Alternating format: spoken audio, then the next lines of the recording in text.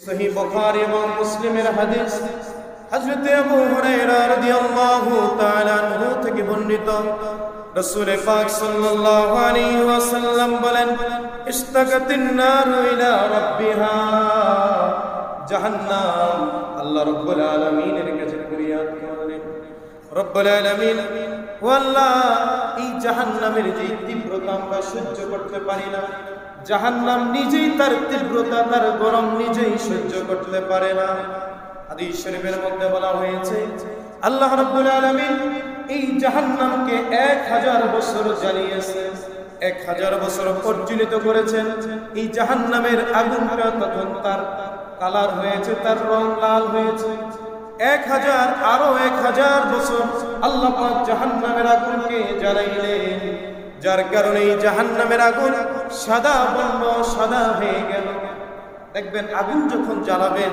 এই আগুনের নিচের কালারটা থাকে লাল আর এর চাইতে আরেকটু যে পাওয়ারফুল যে আগুনটা গ্যাসের চুলার মধ্যে দেখবেন যেটা কঠিন আগুন সেটার কালার কি সাদা তাহলে আল্লাহ পাক এই জাহান্নামের আগুনকে 1000 বছর জ্বালিয়েছেন এটাকে প্রস্তুত করেছেন এর রং হয়েছে লাল এরপরে আবার 1000 বছর রব্বুল আলামিন এই জাহান্নামের আগুনকে জ্বালিয়ে পাপী বদকারদের জন্য প্রস্তুত করেছেন এই আগুনের কালার হয়েছে রং হয়েছে সাদা এরপরে আবার 1000 বছর এই আগুনকে আল্লাহ পাক জ্বালিয়েছেন এর কালার এর রং হয়েছে কালো যেই কালার এখনো আছে তাহলে জাহান্নাম অত্যন্ত কঠিন আল্লাহ পাক এই জাহান্নাম তাদের জন্য প্রস্তুত করেছে যারা সীমা লঙ্ঘনকারী আল্লাহর কোরআন বলছেন ইন্না জাহান্নামা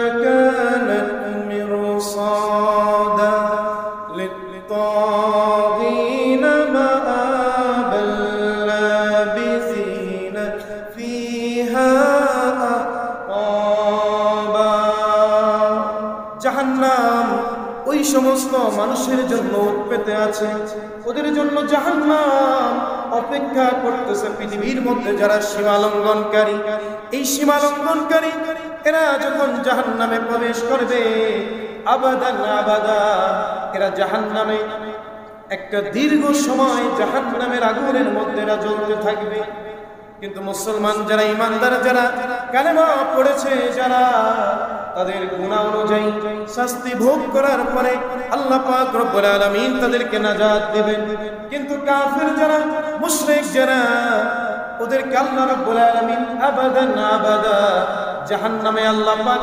চিরস্থায়ী ভাবে ওদের জন্য জাহান্নাম নির্ধারণ করে রেখেছেন ওয়ায়াকুলুল কাফিরু ইয়া লাইতানি কুনতু তুরাবা যখন হাসরের ময়দানে বিচার হবে ফয়সালা হবে যে তোমরা জাহান্নামে যাও তোমরা জান্নাতে যাও ওই দিন কাফির যারা মুশরিক যারা তারা আফসোস করবে নিজেদের উপর হায় ইয়া লাইতানি কুনতু তুরাবা যদি আমরা মাটি হয়ে যেতাম যদি আমরা মানুষ না হয়ে মাটি হতাম আজকে তো আমাদের এই কঠিন শাস্তি ভোগ করা হতো না ভোগ করা লাগতো না কিন্তু সেই আফসোসে আর কাজ হবে মুআজ্জিজ হাজিরিন এই জাহান্নাম আল্লাহ রাব্বুল আলামিনের কাছে ফরিয়াদ করে বলেন ফাকালাত ইয়া রাব্বি আকালা বাদি বাদান আল্লাহর নবী হাদিস শরীফের মধ্যে বলেন জাহান্নাম আল্লাহর কাছে আবেদন করে আল্লাহ আমার এক অংশ আরেক অংশকে খেয়ে ফেলেছে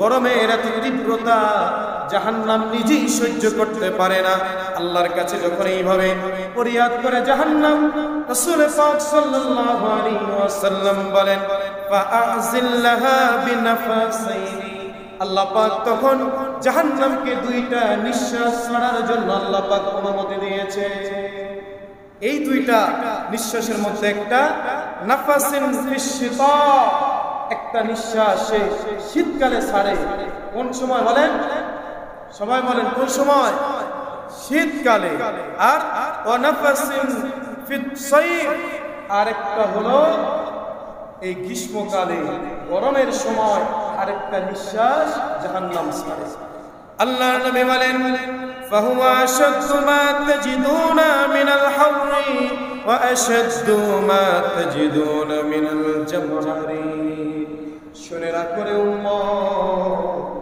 এই দুনিয়ার এই গরম এবং ঠান্ডার চাইতে জাহান্নামের গরম, জাহান্নামের ঠান্ডা আরো অত্যন্ত কঠিন। শুধু জাহান্নামের গরম আমরা জানি, জাহান্নাম শুধু আগুনের শাস্তি দিবে, শুধু আগুনের তীব্রতাই হবে না, জাহান্নামের মধ্যে আল্লাহ পাক শীতে ঠান্ডারও শাস্তি রেখেছেন। জাহান্নামে পাপী বান্দা জাহান্নামে দীর্ঘ সময় জ্বলার পরে যখন শরীর আঙ্গার হয়ে যাবে, যখন আর জাহান্নামের আগুন জাহান্নামীরা সহ্য করতে পারবে না, আল্লাহ রাব্বুল আলামিনকে ডাক দিবেন, রব্বুল আলামিন জাহান্নামের আগুন আর সহ্য করতে পারি না, আপনি আমাদের জন্য একটু ঠান্ডার ব্যবস্থা করেন, একটু শীতল ছায়ার ব্যবস্থা করেন। হাজার হাজার বছর জাহান্নামে জ্বলার পরে এই আবেদন যখন জাহান্নামী বান্দা আল্লাহ রাব্বুল আলামিনের কাছে করবে, আল্লাহ পাক রব্বুল আলামিন ফেরেশতাদেরকে আদেশ দিবেন, যাও এদেরকে ঠান্ডার মধ্যে নিয়ে রেখে আসো। তখন এই জাহান্নামীদেরকে যারা দীর্ঘ একটা সময় আগুনের মধ্যে জ্বলেছে তাদেরকে সেই শীতের মধ্যে নিয়ে যাওয়া হবে। সেই ঠান্ডা এমন ঠান্ডা, এতদিন ছিল আগুনের জ্বালায়, কঠিন আগুনের জ্বালায় জাহান্নামের মধ্যে একবার দেহটা পুড়িয়ে ফেলা হতো, আবার জীবন্ত করা হতো, আবার পুড়িয়ে ফেলা হতো। এইভাবে জাহান্নামের শাস্তি ভোগ করার পরে ওই জাহান্নামী বান্দাগুলো মনে করবে, তারা ভাববে হয়তোবা আল্লাহ রাব্বুল আলামিন এবার তাদের জন্য একটু শান্তির ব্যবস্থা করেছেন, কারণ জান্নাতের মধ্যে ওই শীতল ছায়া তাদের জন্য একটু শান্তিদায়ক হবে। কিন্তু না না, ওরা ওই শীতল ছায়ার মধ্যে গিয়েও দেখবে এত পরিমাণে ঠান্ডা, যেই ঠান্ডার কারণে তাদের সহ্য হচ্ছে না। ঠান্ডার কারণে চোখ হাত সবকিছু ঠান্ডায় ফেটে যাচ্ছে, গরমের চাইতো আরো অনেক কঠিন। হাজার হাজার বছর এই ঠান্ডার মধ্যে থাকার পরে আবার তারা বলবে, রব্বুল আলামিন আমাদের জন্য এই গরমটাই তো বেশি ভালো ছিল, আমাদেরকে আবার গরমের মধ্যে নিয়ে যান, আমরা আবার জাহান্নামের আগুনেই জ্বলতে চাই। তাহলে মুআজ্জিজ হাজিরিন, দুটোটাই কঠিন। ঠান্ডা যেমন ভাবে শাস্তি, অধিক ঠান্ডা, শীতকালে যেমন প্রচন্ড ঠান্ডা আমাদের সহ্য হয় না, আবার প্রচন্ড গরমও সহ্য হয় না। এগুলো তো মাত্র জাহান্নামের একটু শ্বাস প্রশ্বাস। সেই জাহান্নাম কত কঠিন হবে, সেই জাহান্নামের শাস্তি কত কঠিন হবে। সূর্যের প্রখরতা তাপ যদি এত কঠিন হয়, জাহান্নামের তীব্রতা নিঃশ্বাস যদি এত কঠিন হয়, জাহান্নামের আগুনের 70 ভাগে 1 ভাগে আগুনও দুনিয়ায় দেওয়া হয় না। জাহান্নামের 70 ভাগের 1 ভাগ তাপও দুনিয়ার আগুনের মধ্যে নাই। তাহলে সেই আগুনের তীব্রতা, সেই আগুনের কঠিনতা কত বেশি হবে। আল্লাহ পাক রব্বুল আলামিন ফেরেশতাদেরকে বলবেন, ফেরেশতারা জাহান্নামীকে জাহান্নামের মধ্যে নিক্ষেপ করো। আল্লাহ পাকের ফেরেশতারা জাহান্নামীদেরকে জাহান্নামের মধ্যে নিক্ষেপ করতে যাবে, কিন্তু ওরা গরমের এত তীব্রতার কারণে জাহান্নামের কাছেও যাইতে পারবে না। আল্লাহর কাছে বলবে, রব্বুল আলামিন আপনি তো কি বলেছেন জাহান্নামে নিক্ষেপ করার জন্য, কিভাবে আমরা তাকে জাহান্নামে নিক্ষেপ করব? আল্লাহ পাক বলবেন, ফেরেশতারা শিকলের মধ্যে বেঁধে তাকে দূর থেকে জাহান্নামের মধ্যে নিক্ষেপ করো। তাহলে একটু চিন্তা করেন, যে জাহান্নামের আগুন আল্লাহর ফেরেশতারা সহ্য করতে পারবে না, যে জাহান্নাম নিজে নিজের তাপ সহ্য করতে পারবে না, সেই জাহান্নামের তীব্রতা ভয়াবহতা কত কঠিন। সূর্যের তাপ, সূর্যের প্রখরতা এত কঠিন। এই সূর্যটাকে আল্লাহ পাক উল্টা করে রেখেছেন, উল্টিয়ে রেখেছেন। সেখান থেকে মাত্র সূর্যের মধ্যে হাজার হাজার সেলসিয়াস তাপমাত্রা আল্লাহ পাক দিয়েছে। সেখান থেকে মাত্র জমিনে যদি মাত্র 40 ডিগ্রি আমাদের মধ্যে তাপ আসে, তাহলে আমরা সহ্য করতে পারি না, অস্থির হয়ে যায়। এই সূর্যটা আল্লাহ পাক উল্টা করে রেখেছেন। যদি আল্লাহ পাক ডাইরেক্ট আমাদের দিকে সূর্যটা রাখতেন, তাহলে জমিনের মানুষ জমিনে স্থির থাকতে পারত না। আজকে সূর্য উল্টা, এরপরে মাত্র 40 সেলসিয়াস ডিগ্রি তাপমাত্রা দেওয়ার পরেও আমাদের বহু মানুষ এই গরমে স্ট্রোক করে মারা যায়। এরকম নিউজ প্রতিদিন হয় কিনা বলেন? হয়। আর এই সূর্যটাকে আল্লাহ পাক উল্টো করে রেখেছেন। এত দয়া আল্লাহ পাক বান্দার উপরে দিয়েছে যে আমার বান্দারা কষ্ট হবে, সূর্যের গোড়ায় প্রতিদিন ফেরেশতাদেরকে পানি দিয়ে তার গরমকে আল্লাহ পাক ঠান্ডা করে। আর এই সূর্য এক হাত উপরে কিয়ামতের ময়দান যখন কায়েম হয়ে যাবে, এখন আল্লাহ পাক জাহান্নাম বান্দাকে দিবেন না। জাহান্নামের জান্নাত জাহান্নাম ভাগ করার আগে যখন হাসরের ময়দানে সমস্ত মানুষ একত্রিত হয়ে যাবে, সূর্য মাথার এক হাত উপরে, মাথার মগজগুলো ঘুরতে থাকবে। আল্লাহর নবী জাহান্নামের শাস্তির কথা বলতে গিয়ে, হাসরের ভয়াবহতার কথা বলতে গিয়ে বললেন, ও আমার সাহাবীরা রে, তোমার সামনে দিয়ে তোমার মা চলে যাবে, বাবা চলে যাবে, ভাই চলে যাবে, কিন্তু তুমি তাদেরকে পরিচয় দিতে পারবে না। তাদেরকে দাঁড়িয়েও তাদেরকে চিনার মতো পরিচয় দেওয়ার মতো সময়টাও থাকবে না। আর তোমাদের শরীরের পোশাক হবে উলঙ্গ হবে, কারো শরীরের মধ্যে কোনো জামা কাপড় থাকবে না। আম্মা জান আয়েশা বললেন, ইয়া রাসূলুল্লাহ, হাসরের ময়দানে বুঝি এত কঠিন হবে, কোনো মানুষের শরীরের মধ্যে বুঝি কোনো কাপড় থাকবে না? তাহলে ইয়া রাসূলুল্লাহ, কেউ কি কারো লজ্জাস্থানের দিকে দেখবে না? রাসূল পাক বলেন, আয়েশা, হাসরের ময়দানে এত কঠিন হবে, মাথার এক হাত উপরে সূর্য চলে আসবে, মাথার মগজগুলো ফুটতে থাকবে। ইয়াউমা ইয়াফিরুল মারউ মিন আখিহি ওয়া উম্মিহি ওয়া আবিহি ওয়া সাহিবাতিহি ওয়া বানি। মা চলে যাবে, ভাই চলে যাবে, বন্ধু চলে যাবে, আপনজন চলে যাবে, কিন্তু কেউ কাউকে পরিচয় দেওয়ার মতো, একটু কথা বলার মতো সময় থাকবে না। কারণ কঠিন হাসরের ময়দানে এখন ফয়সালা হবে, বিচার হবে। আহকামুল হাকিমিন, তিনি তার সিংহাসনে বসবেন, বিচার করবেন। এখনই ভাগ হবে, ফয়সালা হবে, কে জান্নাতি কে জাহান্নামী। আরেক দিক থেকে সূর্যের প্রখরতা, সূর্যের তাপে মাথার মগজ ফুটতেছে। সেই কঠিন মুহূর্তে বান্দা দিশেহারা হয়ে যাবে, দিশহারা হয়ে যাবে। সে দাঁড়িয়ে তার ভাইকে, তার বাবাকে পরিচয় দিবে, একটু তাকাবে, সেই সুযোগটাও পাবে না। নফসি নফসি নফসি নফসি বলবে। এই হলো জাহান্নামে যাওয়ার আগের অবস্থা। তাহলে চিন্তা করেন সেই জাহান্নামের তীব্রতা কত প্রখর হবে, কত কঠিন হবে।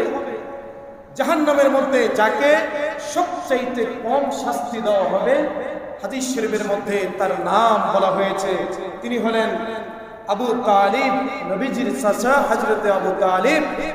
মক্কার মধ্যে যখন গোটা মক্কায় আরবের কাফেররা একদিক ছিল, নবীজির পৃথিবীতে আসার আগেই বাবা ইন্তেকাল করেন, মাকে অল্প বয়স হারিয়ে ফেলেন, দাদা আব্দুল মুত্তালিবকে হারিয়ে ফেলেন।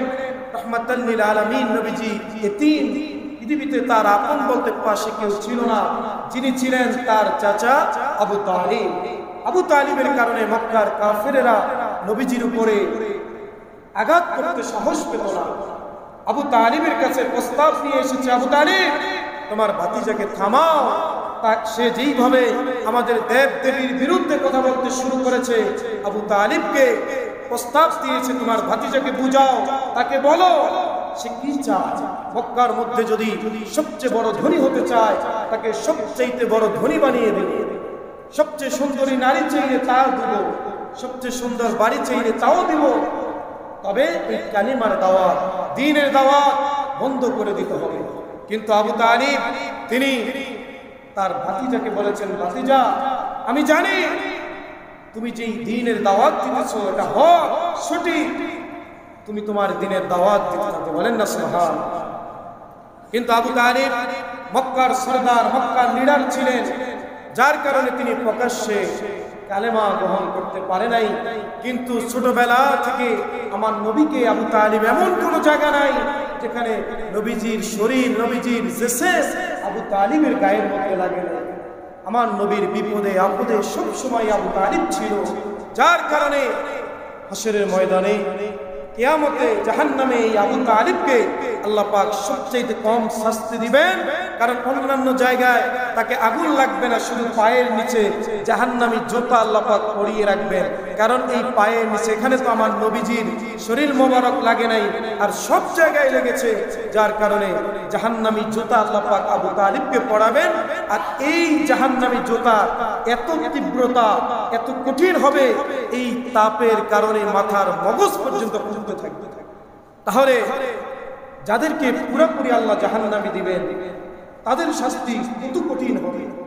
এই জন্য আল্লাহ পাক রব্বুল আলামিন এই জাহান্নামকে অত্যন্ত কঠিন করেছেন।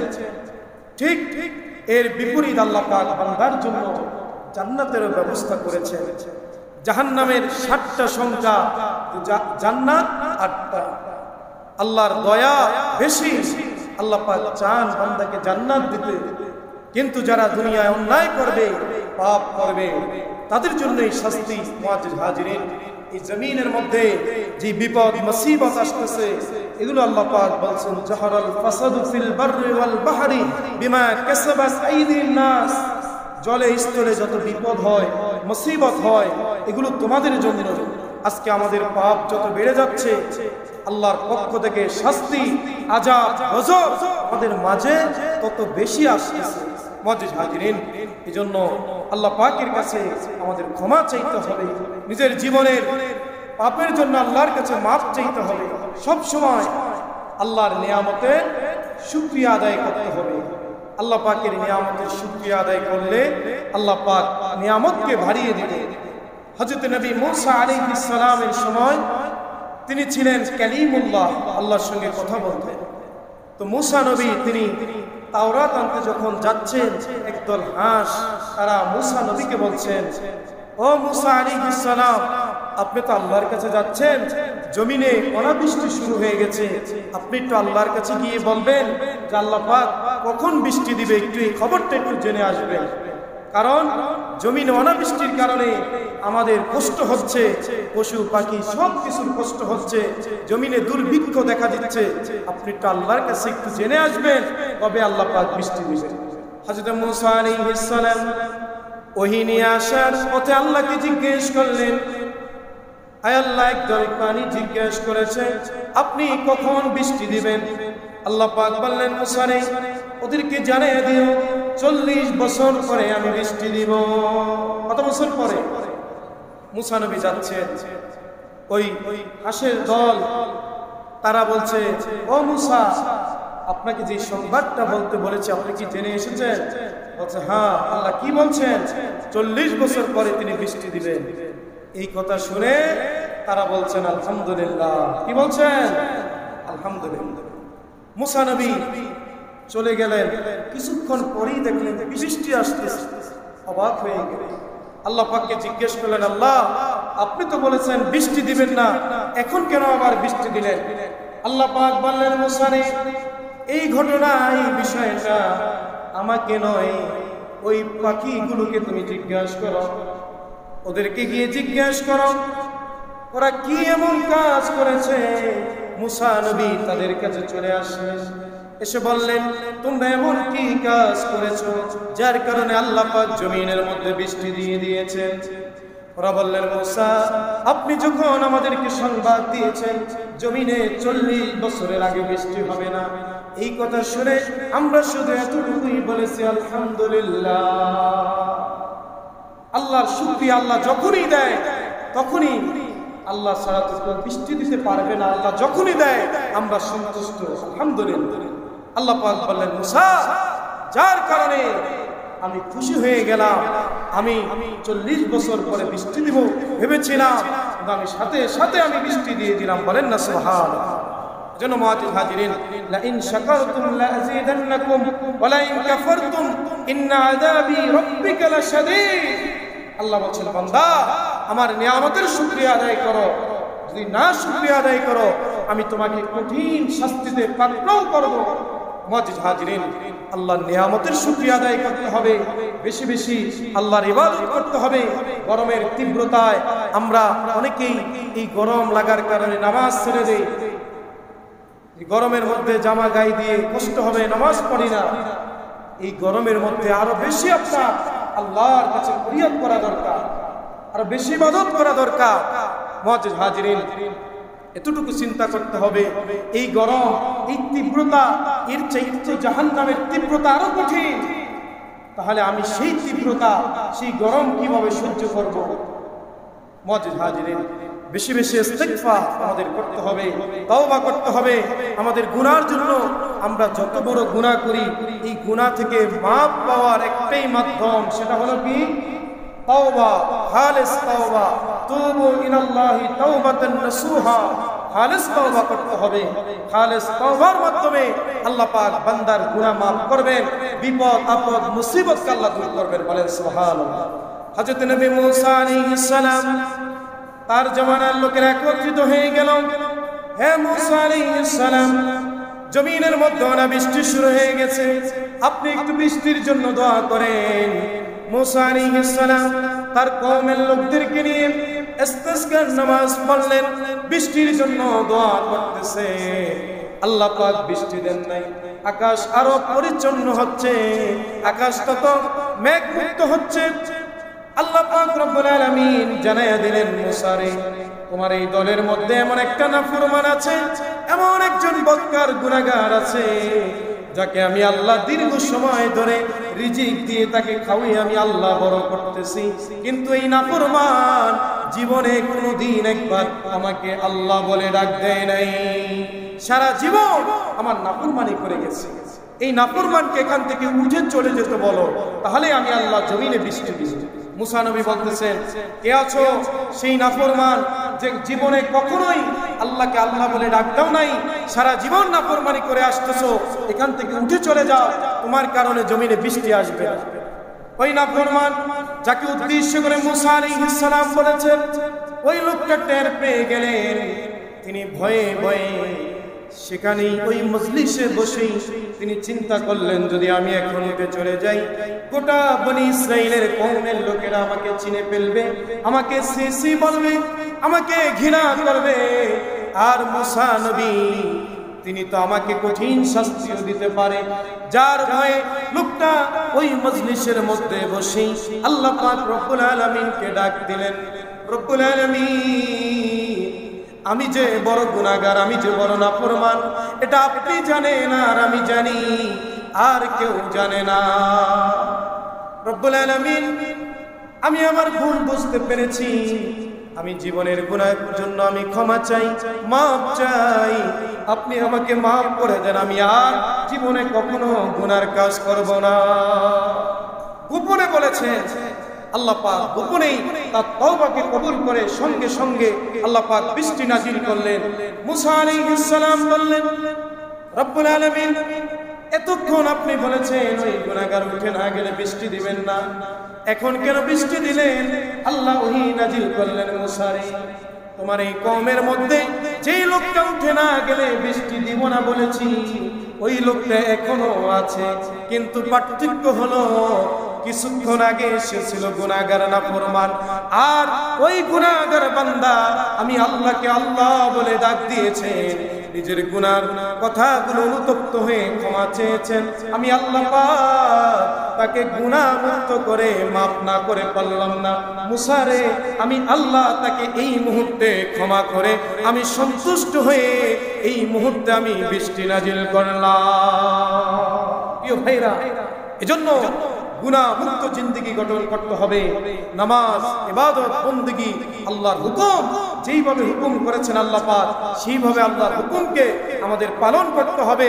এই তীব্রতার জন্য আমরা শুধু হাহাকার করলে, বিভিন্নভাবে আফসোস করলে হবে না, এটা মনে রাখতে হবে, এই জমিনের মধ্যে যতই বিপদ হোক, মুসিবত হোক, এই গরমের তীব্রতা, যেই গরম ছিল বহির্বিশ্বে, আমাদের দেশে এত তীব্রতা ছিল না।